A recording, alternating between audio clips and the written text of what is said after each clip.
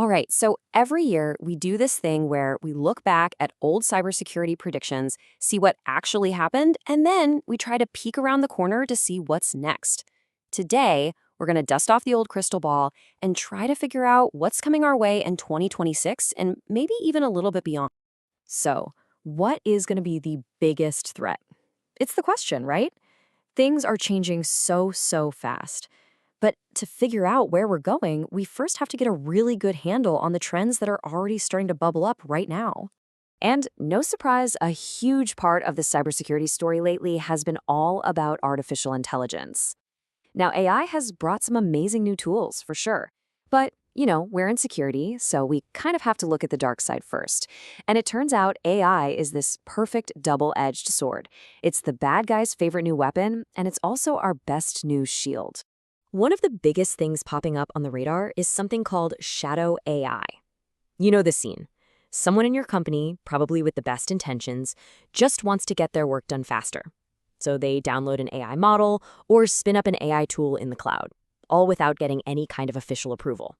It's this completely hidden, unmanaged risk that most companies don't even know is there. And this isn't just some theoretical problem.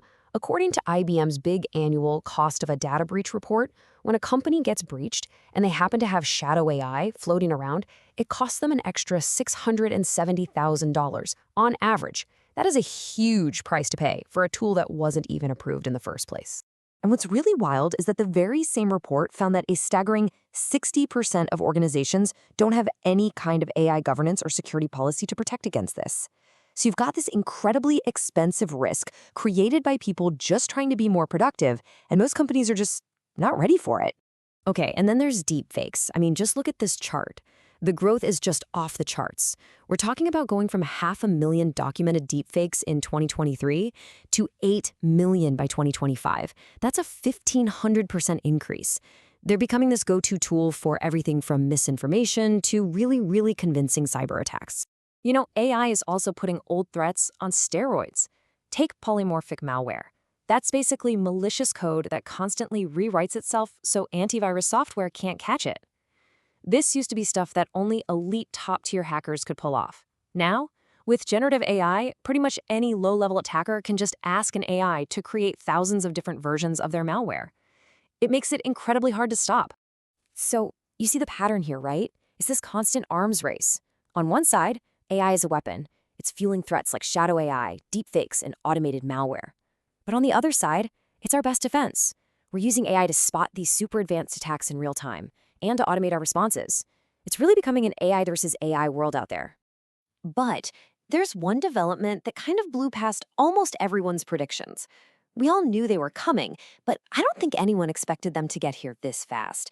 And I'm talking about autonomous AI agents. This quote just nails it. It perfectly captures how even the experts were caught off guard.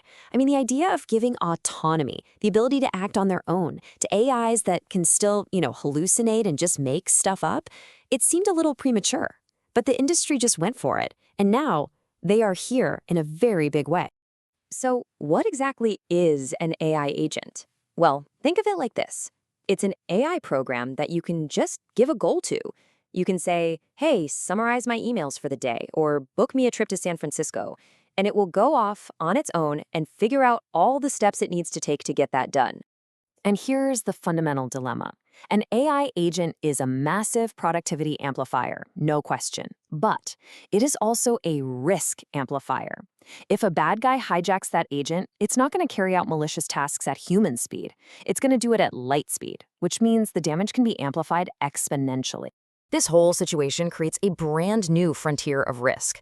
And we can really break it down into two main categories. You've got attacks on the agents that we use, and then you have attacks carried out by agents that the criminals build. Let's take a look at both. So first, let's talk about attacking the agents themselves. Just think of them as a new, vulnerable front door into our entire digital lives. They can be hijacked to do bad things. They can be tricked with hidden instructions. That's a technique called indirect prompt injection. Or an attacker could try to escalate their privileges to get way more access than they should have.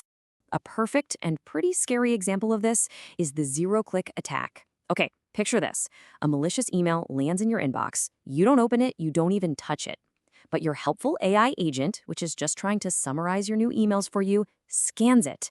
And in doing so, it triggers a hidden command that was buried in the email. And just like that, it sends your sensitive data off to an attacker, all without you having to click a single thing. Now, let's flip the script. What happens when the bad guys start using their own agents? Well, we're seeing attacks automated on a scale that we've just never seen before. These agents can create hyper-personalized phishing emails for millions of different people at once. They can automatically create thousands of malware variations, or they can even automate an entire ransomware attack from start to finish. Okay, let's switch gears for a minute, away from AI. Because not every big change happening right now is about AI. Another huge trend is the move away from our oldest, and probably weakest, security link, the password. And this right here, this gets to the absolute heart of the solution. For years and years, the #1 cause of data breaches has been phishing, where criminals trick you into giving up your username and password. The logic behind passkeys is just so simple and powerful. An attacker can't steal your password if you don't have one to begin with. And they're actually gaining some serious traction.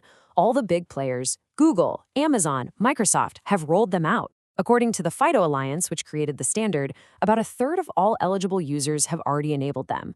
Now that's fantastic progress, but it also shows, wow, we still have a really long way to go. All right, and for our final topic, we need to look even further into the future. We're talking about a threat that honestly feels like science fiction today, but it's something we have to start working on right now if we want to prevent a total catastrophe down the road. Okay, I have a confession to make. I cheated.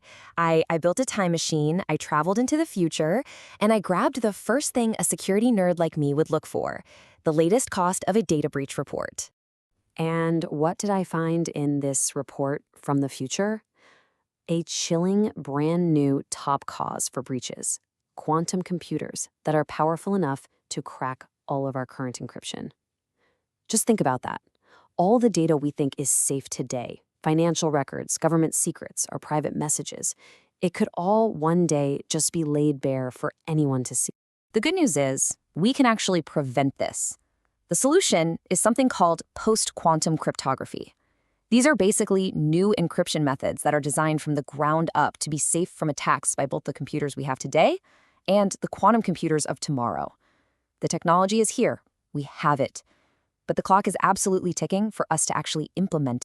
So from AI agents to quantum threats, the future of cybersecurity is coming at us, and it's coming at us fast. The threats are very real, but so are the solutions. The crucial takeaway here is that we have to start acting now. So the question isn't just, what does the future hold? The real question is, how are you going to prepare for it?